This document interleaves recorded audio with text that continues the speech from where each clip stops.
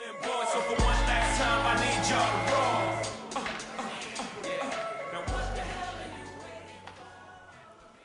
Good morning. Good morning. Good to be back. It's exciting to be back at Accelerate.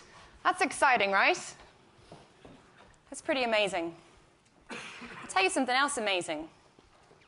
On mobile alone, YouTube reaches more 18 to 49-year-olds than any cable network in the US. Now, that wasn't the case a year ago. So if any of you came to Accelerate to get new ideas on how you're going to grow, then folks, this is it. Video is red hot. It is on the rise, and I've got 20 minutes to tell you why, so let me get started. So I'm a member of our EMEA agency leadership team here, and as Mark said, I lead our UK and Ireland agency business. And there are three things I want to leave you with today. It is my strong belief that mobile video is a big part of your future.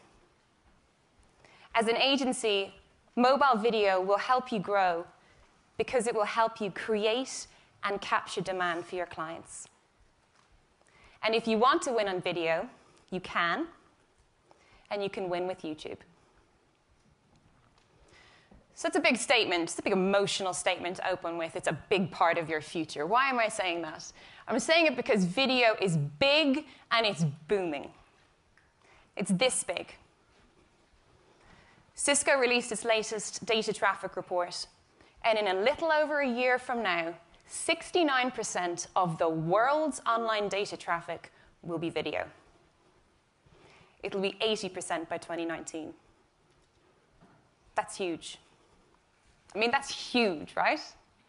69% of the global online traffic data will be video a year from now.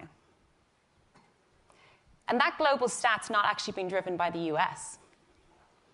We're seeing the video market boom right here in EMEA. We've seen a 40% increase year on year in the number of people watching YouTube daily, which is a big jump in a year. And if you think about that in real numbers, in my market, the UK alone, that's 16 million people watching video every single day. They're watching 274 hours of video a month. And it's not just teenagers. Video viewership is up across every age group. It's up across every part of the day, and they're watching video everywhere, from their beds to the bus on the way to work. Video viewership is up. And it's not just cats on skateboards. It's big business. The German video market is worth 331 million euros in 2015. That's real money. And that's only the third biggest video market. The UK and France are bigger than that. So video is big. It's big for us as users, it's big for us as agencies, and it's getting really big for advertisers. But mobile video users aren't just a big audience and a growing one. They're highly engaged. And I've specifically called this mobile video because when I say video, I really mean mobile video. Mobile is the big driver of growth behind video, which makes sense, right, when you think about it. Mobile is a really personal experience. And mobile has allowed everybody in the household to watch exactly what they want to watch. On the other hand, video is also a pretty emotive experience. It's certainly very intimate. And in that sense, I guess video makes the best use of mobile. It makes the best of a mobile experience. So mobile and video are inextricably linked. And if you look at the watch time on YouTube right now, half of it is coming through mobile. Actually, more than half of it, but I rounded it down because 50 was a nice number.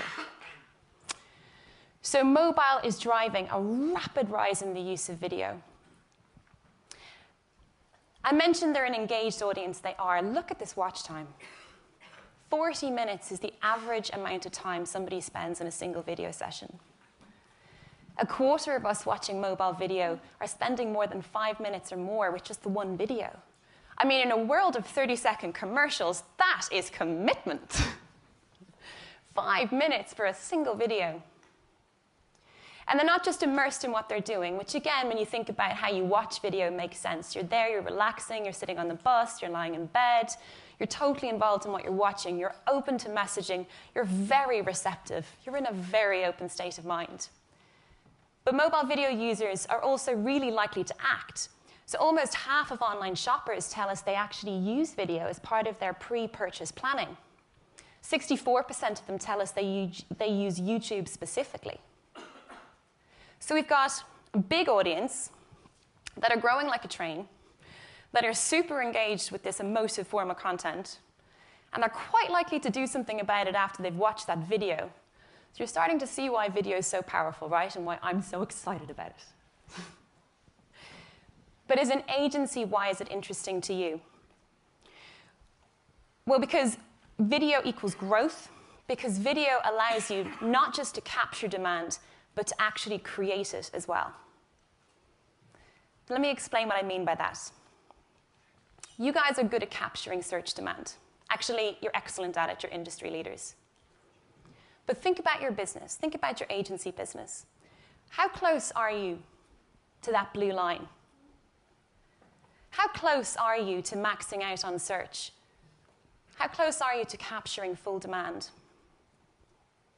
If you're in any way close to that blue line, where is your next phase of growth going to come from? So I know there's always more you can do to optimize, of course, and we will always bring out new solutions to help you incrementally increase conversions for your clients. But I'm not talking about incremental growth. I'm talking about fundamental growth. I'm talking about transformational growth. How do you truly accelerate your agency business? Well, I think the truth is you have to move beyond search. You have to move before search. And creating demand is another way of saying influencing consumers before they search. And video helps you do that. So creating demand. Another way of describing that, I suppose, is to say creating awareness or driving brand awareness. And the minute the word brand enters the conversation is where I think things get tricky. Because in my experience, for many of your clients, performance clients, the minute the word brand enters the conversation, they think it's not relevant to them. Because performance clients often think brands are a luxury. But they really shouldn't. Because brands aren't a luxury, we know that. If you're a commodity, you're a brand. Think about how startups go up against big business. They brand. Think about how niche businesses disrupt industry. Think about how products are distinguished in a category of commodities. Think about water. How do companies distinguish that bottle of water? They brand. Brands provide distinction. They add value. You charge more for a branded product, and brand can drive up the value of an entire company if it's strong enough. But brands also impact your performance. Investing in brand will supercharge your search, it will drive site traffic up, and it'll impact purchase intent. Now, we can see this. We can see it in the results. So we typically see a 35% uplift in your search for your brand when you invest in display. We see similar increases in site traffic when you combine search and display as a strategy. And we see similar lifts in purchase intent. So what you do in that so-called upper funnel, creating demand, creating brand awareness, has a fundamental impact on what happens at that point of purchase. So create demand, capture demand. Two marketing tasks that I think historically have lived in silos apart from each other, but they are fundamentally linked. And I want to show you a film that I think makes this point brilliantly. So I predict that in the next decade or two, any differentiation between these platforms will fall away. Is 13 hours watched as one cinematic whole really any different than a film? Do we define film as being something 2 hours or less? Surely it goes deeper than that. If you're watching a film on your television, is it no longer a film because you're not watching it in a theater? If you watch a TV show on your iPad, is it no longer a TV show? The device and the length are irrelevant. The labels are useless, except perhaps to agents and managers and lawyers who use these labels to conduct business deals. But for kids growing up now, there's no difference. Watching Avatar on an iPad or watching YouTube on a TV or watching Game of Thrones on their computer. It's all content. It's just story. So he's right. So let's kill the myth that brands are a luxury, okay? Let's kill the myth that one investment is right for brand and another investment is right for performance, because brand and performance have to coexist. Think about it as consumers. We move fluidly between desktop and mobile and smart TV. We move fluidly between content, whether it's a 10-second commercial or a 5-minute video. It really is just all content, and it is just all media. So if we accept that, then who gets the brief? What agency gets the brief? Who's allowed drive demand for a client? Who gets the brief to create brand awareness? Well, in my experience, historically, creating demand has been the preserve of broadcast media and traditional agencies, and I know that because I worked for a traditional agency in my formative years. Meanwhile, digital agencies had the brief of capturing demand, of action, of response. But video changes that. Because video helps you create demand and capture it. Video allows you to reach very large, significant audiences and drive reach with really emotional, compelling content, and yet with the precision and the power of digital marketing. So this is absolutely your territory. And if you're a search agency sitting here today thinking, video's a stretch, we can't do video, we shouldn't do video, I'm here to say, believe me, you can do video. You should do video. And if you don't do video, they will. Because there is a convergence on media, and I'm telling you, every agency in the industry is talking about video right now. And clients are waking up to the power of it. So if you don't steal a march on video, somebody else will. And we want it to be you. So if you buy that and you want to get into video, can you win? Of course you can, and you can win with YouTube. You might play this video for me, Keith, thanks. All right, it's recording.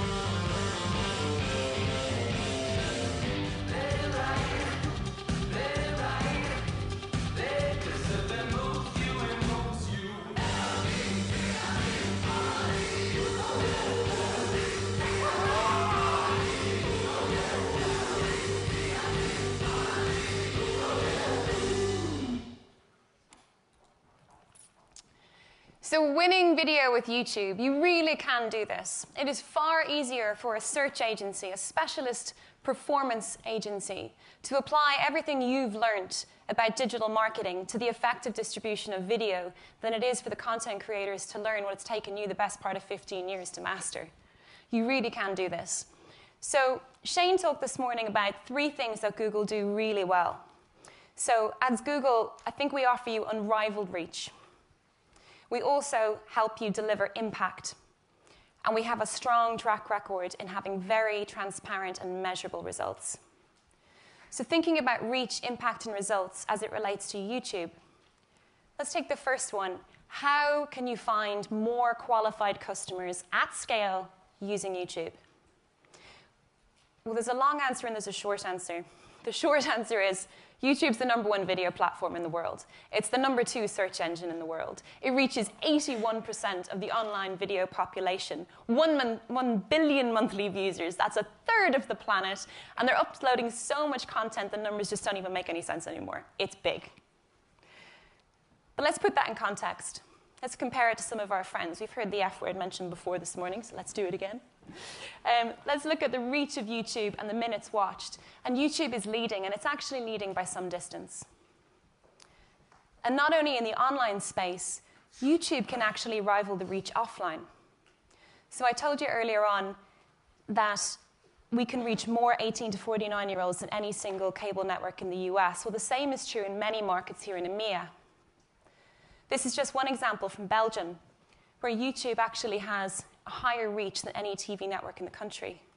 Not only that, in Belgium, we're actually the only national broadcaster, so to speak, because the TV networks are regionalized. So YouTube can deliver really compelling reach to complement TV and in many cases actually rival it. So the second point, I suppose, is impact. How do you create impact with YouTube?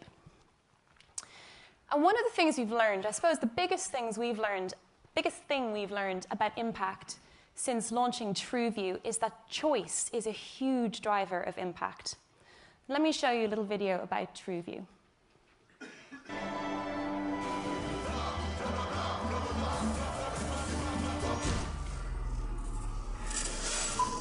Hello? Don't skip! Don't skip! 5 seconds? Okay, gotta move fast.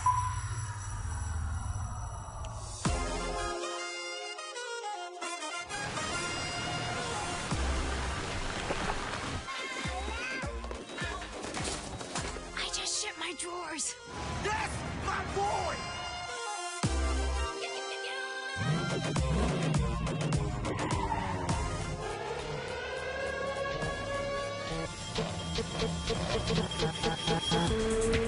I stand naked in front of my wife and I feel like a small child. That is messed up.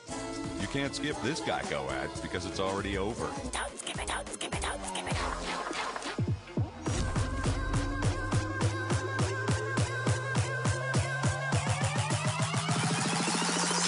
I'm James Reed, and you're procrastinating on the interweb because you hate your job. Click me.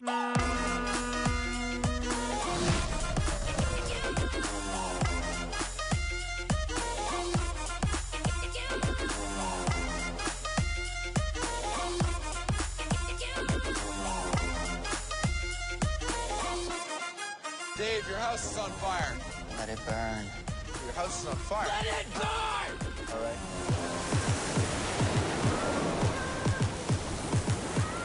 Ladies and gentlemen, welcome aboard Flight 101 of Flaw Airlines.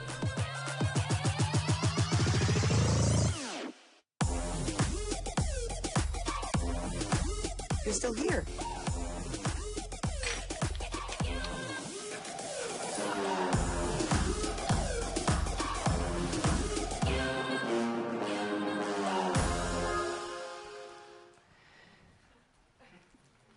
So TrueView is built on choice. And ironically, what we've learned is that by giving people the choice not to watch something, when they do choose to watch it, they're actually much more engaged. 75% more engaged, in fact, than if the video was autoplay. Which is pretty remarkable. What's even more remarkable about that sort of engagement is that it leads to very significant behavior, very real behavior. So we typically see a 76% uplift in relevant web searches with TrueView. We see a 74% lift in site visits. And get this, we see a 300% lift in YouTube searches from TrueView. So choice is a game changer, and choice drives impact. My next point about impact is probably best described by this ad, which I'm stealing with pride, because she's much funnier than I'll ever be. Keith, if we can help us. Your mom's a terrible driver. Get in. That's not my mom. Hey, I'm sort of your mom. We're both 25 to 35 years old. We're both women on the go, and we both clocked a lot of miles. Believe me. Whatever, I'm out of here. Sorta you isn't you. Only Esurance has coverage my way. It helps make sure you only pay for what's right for you, not someone sorta like you. That's insurance for the modern world. Esurance, backed by Allstate. I love that. So sorta you isn't you. Of course, I'm talking about targeting. And we mentioned it earlier this morning. We have billions of signals at Google that allow you to target video based on intention and not just identity. So demographics will always be valuable, of course it will, but it's far more important that you understand what somebody is actively shopping for. And targeting solutions like affinity segments, like in-market audiences, they will help you create maximum amount of impact by talking to the right person in the first place. So targeting. And of course, then once you've found the right person and hopefully you've made a first impression, you can retarget them with even more personalized content through remarketing, through video remarketing. And next, how do you create impact at the point of purchase itself? So 50% of online shoppers use video whilst they're either in the actual store, in the real world, or whether they're browsing a website. And so we're actively developing products now to help use video to capture demand at that point of purchase. Product like Shopping for TrueView, products like TrueView with info cards, products like light boxes with product feeds, which is not actually on YouTube, but amazing use of video out on the network. So we're actively developing mobile video solutions that help you drive video for performance, to deliver on that capturing of demand and have a huge impact right then and there at the point of purchase, and close a sale in a single video session. Pretty impressive. And then my final point about results. So I talked earlier on about the growth driver that is mobile, and mobile is behind the rise of video from a user perspective. But what's interesting is our ability to now report on video performance to the same standard that we can report on other areas of our business is a huge growth driver behind our video business, which is growing, by the way, 40% year on year, the rise in YouTube advertisers. But when it comes to measuring video, the important thing is to set expectations. Because like anything, having the right KPIs and using the right metrics is really key. And if you come to use video and YouTube for the first time expecting it to drive clicks and conversions, you may be disappointed. YouTube can actually drive clicks and conversions, but that's not what it's primarily designed to do. And that shouldn't be your primary choice of measurement. So what do you measure? Well, when it comes to creating demand, you can measure things like ad recall, like brand awareness, like consideration. Metrics that this new and very star product, Brand Lift surveys, can do brilliantly. So if you haven't heard of Brand Lift, please do talk to your teams. Because when it comes to reporting on video, Brand Lift will help you report on ad recall, brand awareness, consideration, favorability, impact on natural search behavior. It's really powerful stuff. And it's showing the true value and impact of video brilliantly with a transparency that many broadcast reports could only dream of. So reach impact results. YouTube can help you deliver on all of those three things brilliantly. And to sum up, let's just go back to where I started. We're living online, like Shane said. We're increasingly living on our mobiles. And mobile is driving a huge surge in video. Video is a big growth area for you as an agency because video allows you to create demand and to capture it for your clients. Video breaks down barriers. It traverses the entire customer journey. And it's so powerful as a user experience that it's going to trump every other form of content within a year. So if you want to win on video, please talk to us. YouTube is the #1 video platform in the world. We're developing incredible solutions, and we can help you report on the results with accuracy. So that's all from me. I want to say thank you. And I want to bring up on stage 2 agency leaders who have been killing it in mobile recently, and I'd love you to hear from them and their experiences. So if you'd help me introduce Miroslav Kral and Wouter Schikoff, if I said that right, Wouter? Up on stage.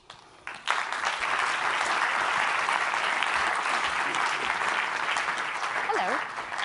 How you doing? Hi. Fine. Come on over. Where's Android gone? Oh, he's over here. Thank you.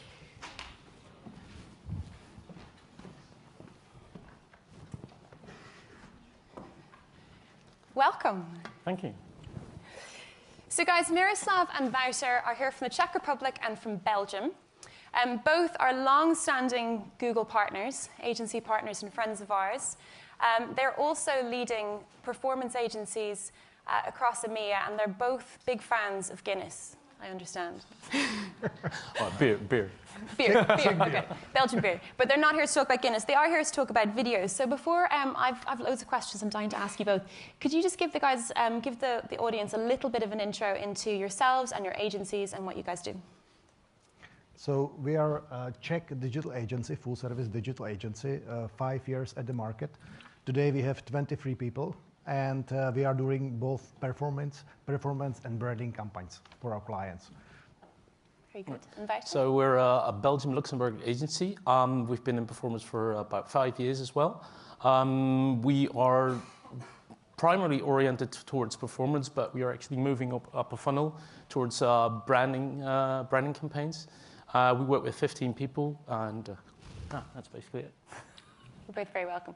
So let me start with your video journey. How you guys came to do video. Miroslav, can you tell us a little bit about your journey to video? So we started to think about video about 2 years ago, and tested on some our performance clients to just expand the multi-channel strategy. And at the beginning of last year, we just said, you know, there is a large market of TV spenders, TV advertisers, who don't use yet online marketing. So let's try to go for them, hunting them, and shift them from TV spends to take a portion to online. So we started at April last year to address some precisely selected TV spenders. And today we have about 5 to 6 of them working on long term. Okay. And Wouter, so Miroslav went hunting for TV spenders. What was your route to video? Did you follow a similar tactic? No, not really. As an agency, we used to in subcontractorship of a media agency for a while. But we started actually developing our services towards video because we noticed that loads of customers that we have, our e-commerce customers, they're limited somewhere in their reach in search. So as you said earlier, they actually want to help them grow their business, but obviously their way of expanding their business and reaching out to new customers is limited if you just go on the lower funnel. So what we basically said, if we want to reach new audiences and want to reach new target groups, we have to move up a funnel. And obviously you go more towards display and video ads. And obviously video ads are much more compelling and much more interesting for advertisers to use. So that's why we actually move towards video instead of keeping on display only. And could you give me an example, Wouter, of a client who you're doing video for, so to speak? Yeah, so basically we have a customer, it's called Smart Photo. They develop actually digital photo products.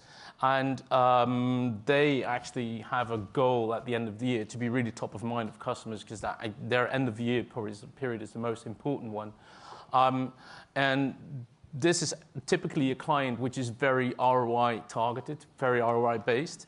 And obviously, if they want to gain market share, you need to increase your reach and with new customers. So what we did for them is we developed a YouTube campaign specifically targeted just before the holiday peak season to actually reach out to new customers. And that campaign really allowed us to be really top of mind with people that were actually maybe considering buying their products, but also actually to reach new customers that we did not have before. Okay. And Miroslav, I know you are using video in more of a create demand capacity at the moment, and you talked about TV spend and accessing that market.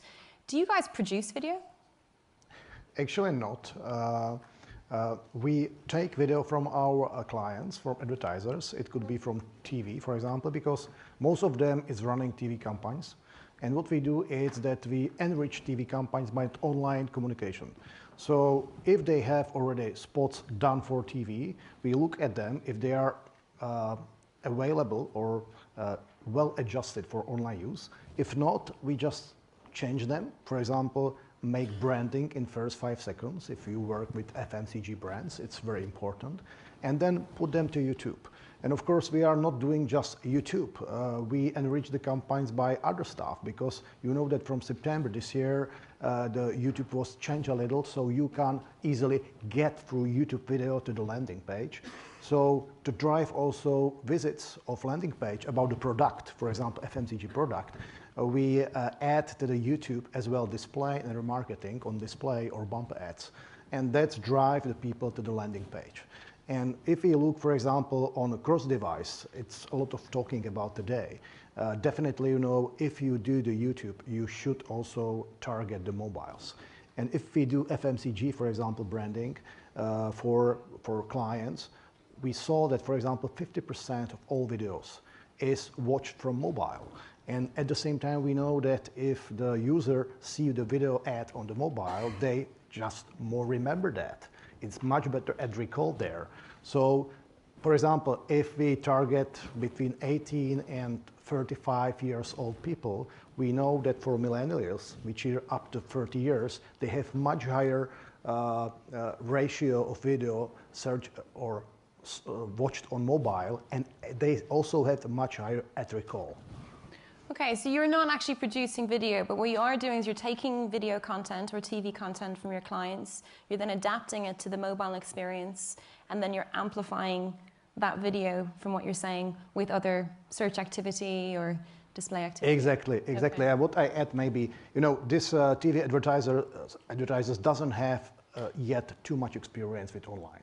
So you need to educate them. You need to explain, you know, which is different between the reach and frequency, what they learn, you know, from TV, and how you translate that in online space. And also they don't know how the video for online should look. So they don't know that you should have, you know, very dynamic addressing the users in first 5 seconds, just not be skipped. So you need also to educate them how they produce the video next time, when they should think about not just TV, but also about online different video production when they prepare the campaign. Okay. So you talked about challenges, which I might actually, Wouter, get you to expand on a little bit. So Miroslav's talking about the education of clients and bringing them on that journey to understand video and how it works and how it connects. Have you experienced any other challenges, seeing as video is still a fairly new area for you? Yeah, well, what we basically noticed is that we ran quite some branding campaigns for big media companies, and what we noticed is that the really branded videos, they tend to have a higher skip rate, because actually people are confronted with a copy of the TV ad on their YouTube channel. And what we noticed is that not always everybody is interested in viewing that video. So what we try to do is to educate our customers and saying, okay, it's not bad to do branding, obviously it's important, but you need to find a new concept of getting the attention of the customer first. And then obviously you'll be able to go by that 5-second skip, and then you can really work on the brand. So what we basically said to our customers is that, okay, just flip your concept from a real brand TV ad, into a more user-oriented ad. Just try and speak to your customer before you actually try to tell him. Just try to get the first engagement, the click, and then later on try and work towards your branding. And we saw that it was quite a significant difference towards the campaigns that we did in the past. Okay, so developing the content to make it work for the context, I suppose, which we yeah, talked about so we a lot actually, this morning. yeah, what we did in this case is actually, it was a certain campaign, we developed 18 different videos, and we used context to make the video more appropriate for people. So when they were watching at eve, you would see an evening setting. We use different emotional triggers, for example, people being really annoyed, and we would actually go into the fact that, oh, are you really annoyed by this video? Yeah, I'm sorry, I will only take 5 minutes of your time, blah, blah, just to get the first 5 seconds to get appreciation, and then afterwards move on into what we actually want to tell the customer. So by looking differently at the content and how the video is produced, we managed to get higher view rates, which is, if you look at brand exposure, what actually brand managers really want to have is they want to have as much time with their audience as they can. So if you flip your concept and you're able to achieve that, I think the goal for the customer is achieved. So I think this is interesting because two performance agencies both moved into the video space. both working to some extent in the brand space and the performance space. You don't produce any content, you do, and we used a partner for it. You used a partner Yeah. for it, okay. Yeah. And I guess I didn't touch on that earlier when I was talking about video, and if anyone is interested in video production content strategy, we can of course guide you on that, but I think it's really, we've loads of learning that we can share. But I think it's really interesting, Miroslav, in your case particularly, that you're enjoying such success in the video market without actually having to produce the content yourselves to begin with. So it is possible. But because it's not such a new learning, can you just talk to me both about your teams? Like, from an agency's perspective, if you had to upskill Miroslav, if you had to bring in new people, how have you developed this competency, considering you've only been doing it for... In fact, we start from the scratch. So we of course, know the YouTube. We know the method, but we didn't use it before. So in digital, I think like everybody from you know, it's so much new things every month. So what we have to do, like in agencies, it's to learn the stuff on the way, on the job. So if I, you know, just grab some new stuff, I need to sell it to customer, like pilot, you know, try it, and then I learn it on the job. So we start like that. So we apply the first video in some current customers, like, you know, just enrich the multi-channel strategy, learn it. But of course, if you go for advertisers, TV advertisers, it's a different job because you need to learn how they think, how they behave, what they have, which KPIs they use, and teach them. So in fact, we've got a great, you know, training from Google. So we cooperate with one Googler on preparing the strategy for these advertisers. That's first. Second, we need to make some self-study. So, for example, I use Google and Wikipedia to learn about reach and frequency. So also you need to learn this stuff. And also, you know, now we have a couple of people trained on YouTube. So you need to invest to train your team to be certified. And certification is just first small step. It doesn't mean that they were trained on the job. So they need to learn on the campaigns. And to be honest, YouTube is much easier tool than AdWords, yeah, than search, because it's not so many stuff there, so you can learn it quite quickly. Okay. And meanwhile, just really helpful, thank you. Meanwhile, Wouter, I know you've partnered with other agencies who specialize in content creation. You've partnered with other media agencies, so I think you've learned by osmosis. But are you doing anything differently today with video as an agency than you were a year ago? What would be your biggest learning?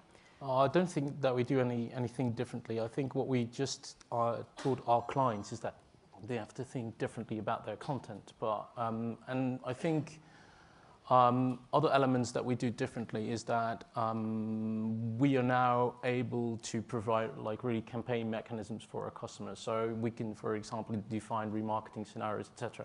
Whereas in other situations, we were not always able to push that out. So I think those are just two or three elements which have changed a bit, but not that much on a day-to-day business. Okay.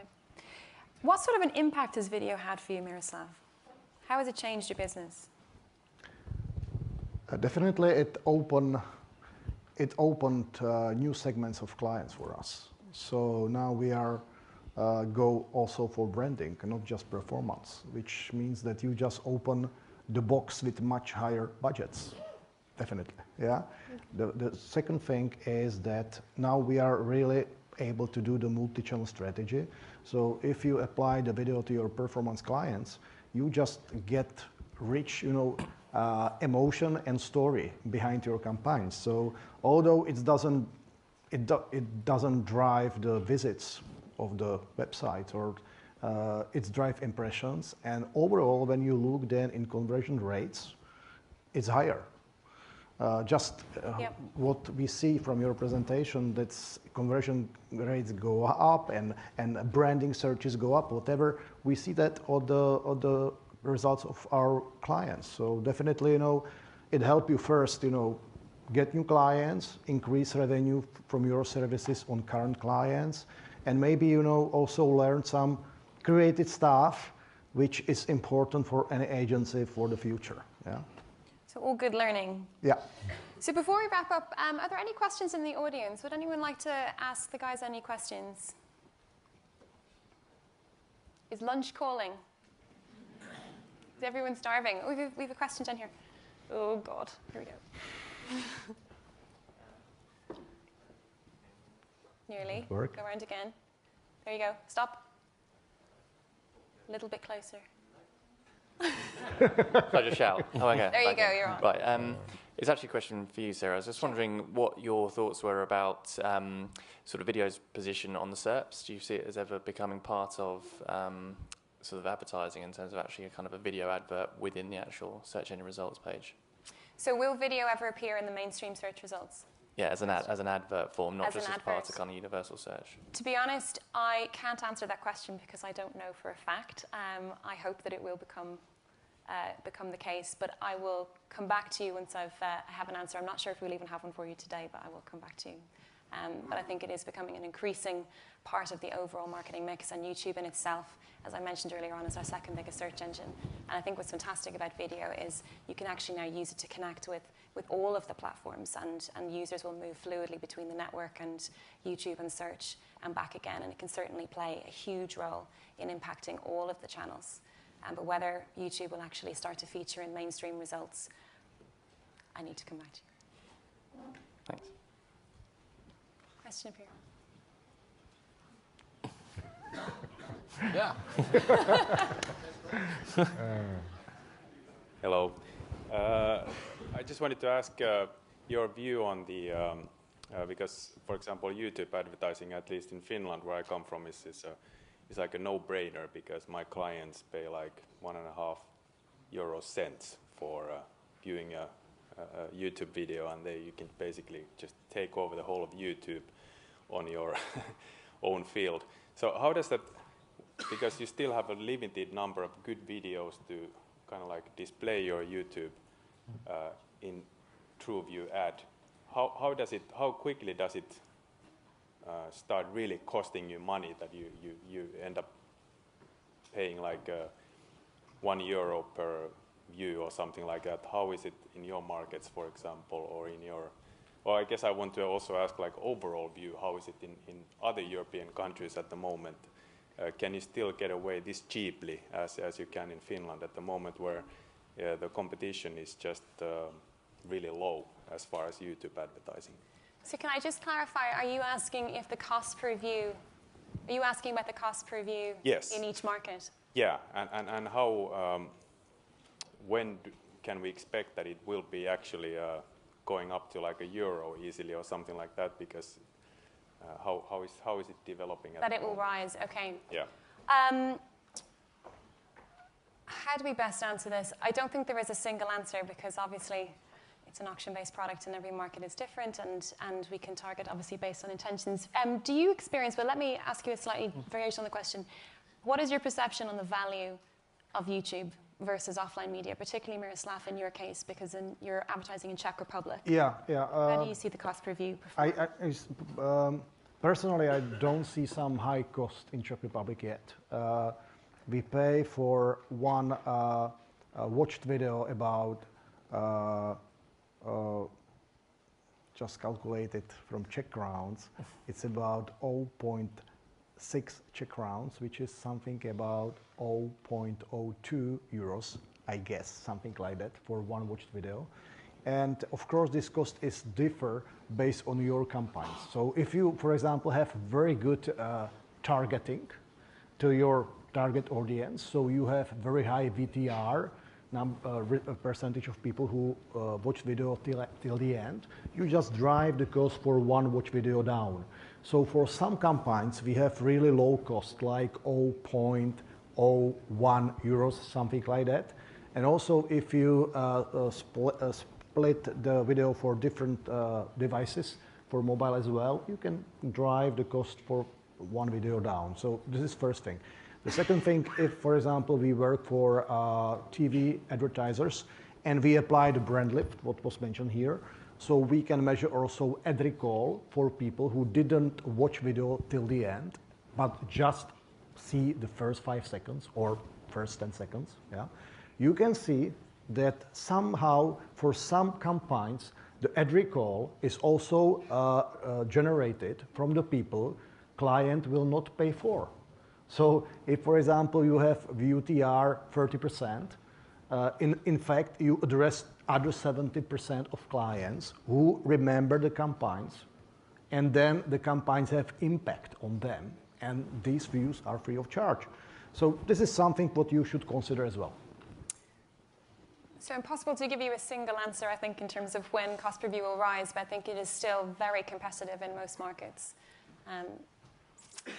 Thank you for the question. Any more questions? We've got one up the back waving furiously. I think this might be our last question, so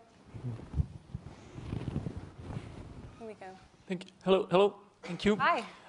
I think that I will have a question that maybe will be interesting for many of those that didn't start a video yet, because if majority of us is a performance-based, are performance-based agencies, and maybe we will find in our portfolio some client that video can help them to go to the completely new level. Then we come to the 2 points that we have to overcome. First is how to consider, what do you recommend, how to consider them or how to push them to try the first campaign, video campaign. What is the best strategy you think? And the second, and maybe the more complicated thing for us in such a situation is how to get for them some useful video that they can promote on YouTube, because this is the biggest problem in that case, because they don't know how to do the video, we don't know how to do the video, and they are not ready to spend hundreds of thousands to create a very expensive video with some video agencies. Great. So I think there's 2 parts to your question. The first is, how do you encourage clients to trial video? And the second, if I understand you correctly, is if clients are nervous about creating content for the first time, how do you make that case? What learnings can we share? I might jump in at my perspective, and then please feel free, guys, to add. So I think on the first point, BrandLift is an excellent survey. BrandLift allows you to report on everything from, as I mentioned earlier on, ad recall through to natural uplift in search behavior. So if your client does have content, I would encourage you to trial that content on YouTube using TrueView, and then use BrandLift to optimize and measure and prove the value of it. And I've no doubt you'll find it extremely helpful. And it's incredibly transparent. On your second question, content strategy in itself is a fabulous day, and we could do it if anyone is interested. We have lots of learnings to share in terms of what video is right for what time or what context, I guess. And TV content can work, so brand content that perhaps creative agencies are making right now, or traditional agencies, it can work, as Miroslav was talking about, and it can be adapted. But not all video content needs to be brand stories or storytelling or a typical 60-second brand spot. If you recall the Lightbox feed that I played earlier on in the demo, North Face have an incredible collection of product features, testimonial videos. There's a very powerful role for video in terms of product demos that can be used at the point of purchase to improve what you do to capture demand. So there is a suite of video content that every advertiser should have in their armory, but you can definitely build a roadmap with them to start with what they currently do and create the type of content that can help you at the point of purchase, and then move towards creating content that can tell a brand story. And production values can vary, investment can vary, and there are so many choices, I think, these days for how you produce content that the costs don't have to be prohibitive. Would you agree? Yeah, definitely. If you look at the landscape of advertising, there is plenty of new small studios, production studios for video. You can look at YouTubers. Yeah, YouTube guys, they can make the great video, every day from their mobile, and cost is low or nothing. So if you'd like to work with current performance clients, you just need to find some local small studio or agency, and the cost of video could be 1,000 euros, not more. So if we look, for example, for a university, we just need to do some videos like interviews with students who are alumni, how they like university, what they learn, and also some videos with professors with tutorial. And it costs 5 videos cost 2,000 euros. But when we applied it to the campaign where you have search, display, remarketing, Facebook, everything, you get just emotional content and trustworthy content, and it works. And the cost is quite low because, you know, one student searches the video, you pay just 0.02 euros per one. Yeah, it's very low cost, and production could be low. So I just, you know, encourage you to try it because everything is for the first time, and if you try it, you can be in 2 months in the situation like we are now. Yeah, just to add to that, I think it's important that, as my colleague says, get a local partner in. You have lots of video specialists that come off of TV landscape and are doing something differently, want to do something differently with their content they're creating. And those are actually people that can really help you shape a nice digital strategy about your video. So go and look for those local partners because they, in our perspective, they also helped us to really shape better our campaign. So yeah, go and look for those people. And this is something we can help you with. So ask your ADM, your agency team. This is something we've lots of learning on and we can share. So guys, thank you very much for your attention. I hope we've excited you by the power of video and you are all going to go forth into 2016 and use video to drive new growth for your agencies. I think we're going to break for lunch, Sev, is that right? So I think we're good. So thank you very much for your attention and thank you to my two guests. Thank you.